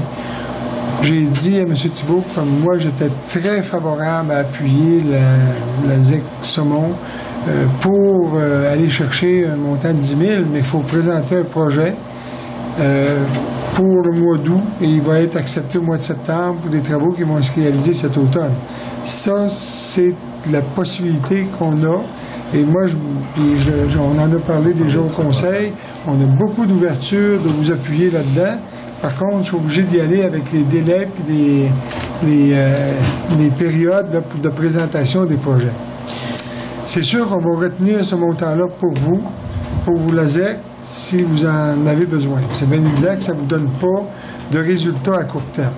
Pour votre demande d'envoyer des employés de la municipalité pour faire tomber des roches, moi, j'enverrai pas des gens dans un secteur comme ça. Là, demain, je n'ai pas vu, il faudrait que je le regarde, pour mettre en danger ou la sécurité de nos employés dans une situation comme ça. D'autant plus qu'il y a un rapport qui a été dit, puis si vous dites que ça coûte 10 000 pour faire les travaux par des professionnels, je vois pas comment nous, on peut faire les travaux là, juste en allant pousser quelques roches. Je ne sais pas, là, mais... Je ne connais pas la solution, là, mais je sais que les demandes ont commencé à être faites à partir du printemps, pas de cette année, mais l'autre printemps. C'est là que la solution a été dénoncée, c'est là que l'inspecteur municipal est venu nous dire que il y avait un problème de sécurité publique. Je pense qu'on a fermé le chemin, mais ça a été quelque chose d'assez compliqué. En tout cas, ça représente un problème que je considère majeur pour une partie de la municipalité qui est un produit d'appel important. En tout cas, je trouve ça dommage. Là, je vous avoue qu'on veut essayer de faire l'impossible pour vous aider, là, mais évidemment, on a aussi nos limites. Je vais regarder avec les gens ici à l'interne pour voir s'il y avait d'autres possibilités, mais personnellement, en tout cas, j'en vois pas d'autres. On est très, très ouvert, très sympathique à votre demande. Là. Merci, M. Trouver les fonds. Merci. Est-ce qu'on peut intervenir une deuxième fois? Il y a madame qui après que toutes les autres, oui. Bonjour, Marc-Claude Roy. J'aimerais vous parler du beau projet du presbytère que je trouve vraiment intéressant, tant pour la communauté que pour les touristes, parce qu'on sait que les produits culturels, ça peut amener à un grand développement. Puis moi, j'ai déjà organisé des soirées culturelles, puis j'aimerais mentionner le fait que ça serait intéressant que le café permette une association. Et puis, au niveau de la superficie, est-ce qu'il y a des... pouvez-vous nous dire s'il y a des raisons qui permettraient, qui empêchent d'avoir une superficie assez grande pour me permettre au moins 20 à 25 personnes d'être présents sur place? Parce que j'ai cru comprendre qu'il y avait comme une demande d'ouvrir l'espace en bougeant un mur, puis je voulais savoir c'est quoi qui empêcherait ça de se faire. Ben, si vous permettez. Il y a deux raisons. D'abord, c'est une question de sécurité, c'est-à-dire qu'il faut que les entrées soient disponibles avec une possibilité d'aller d'un côté à l'autre de la bâtisse, c'est-à-dire d'entrer du côté de l'accueil qui est à gauche et de pouvoir se rendre de l'autre côté. Donc, ce passage-là est quand même utile. C'est même indispensable. Si on avait à le déplacer, il faudrait en créer un autre, absolument. Ça, c'est une question de sécurité, c'est les assurances et tout ça. Et la deuxième raison, c'est que c'est un centre culturel. Il y a 9 locaux de disponibles. La boulangerie va en occuper 2,5. C'est à peu près une proportion qui a de l'allure. Il ne faudrait pas que ça soit la moitié de la surface qui sera occupée par la boulangerie, là. Donc, on a un peu parce qu'on veut garder des locaux au rez-de-chaussée disponibles pour le centre culturel. Ça, c'est très important qu'il y ait des expositions. Parce que le deuxième étage n'est pas prêt pour l'instant et il ne sera pas prêt cet été, ça, c'est sûr, là. Alors, et le deuxième étage, il faut encore là respecter les normes pour la sécurité et puis l'accès aux personnes handicapées, etc. Donc, c'est assez touché, là. Puis, y aurait-il possibilité que cet espace-là, il soit, tu sais, il puisse, j'ai pas vu les plans, évidemment, là, mais qui puisse être ouvert et fermé à certains moments ou qu'il puisse avoir une ouverture, parce que ça peut être intéressant aussi pour le comité culturel de Lens. Là. Nous, on a déjà organisé des soirées de contes et tout ça, et ça, on a déjà servi des petits breuvages non alcoolisés, mais ça nous donnait beaucoup de travail. On avait décidé de plus le faire. On trouvait ça intéressant. J'ai une deuxième question, c'est est-ce qu'il y a un petit plan qui est accessible au niveau du développement du secteur? Parce que c'est comme un secteur riche en possibilités. Puis, y a-t-il comme le comité va-t-il produire un petit des propositions ou alors, à ce niveau-là, moi, j'aimerais juste dire que ça serait intéressant qu'on puisse le penser à moyen terme, puis à long terme, pour assurer un développement du secteur qui est au cœur du village. Puis, pour avoir vu des maisons d'art et de la culture dans d'autres municipalités, là, ça l'amène un beau rayonnement. Ça l'amène beaucoup d'activités économiques aussi. Puis, je trouve que c'est intéressant d'avoir un projet de boulangerie au cœur du village. Ça l'amène aussi une effervescence, ça crée des emplois.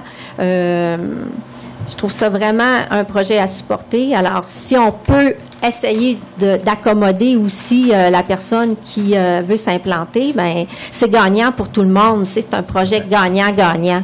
Alors, qu'est-ce que la municipalité peut faire pour favoriser l'émergence d'un projet qui va en générer d'autres? Moi, je suis certaine que ça va amener d'autres choses. Bien, il y a un comité, pardon, si vous permettez, il y a un comité qui sera formé, qui va étudier justement toutes les possibilités du centre culturel. Et il y a également une personne qui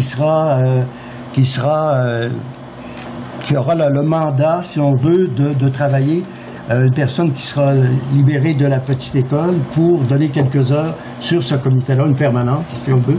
Et puis, on s'en va vers un dossier qui qui sera beaucoup plus complet avec des vocations pour chacun des locaux et tout ça, et puis pour l'ensemble, bien sûr.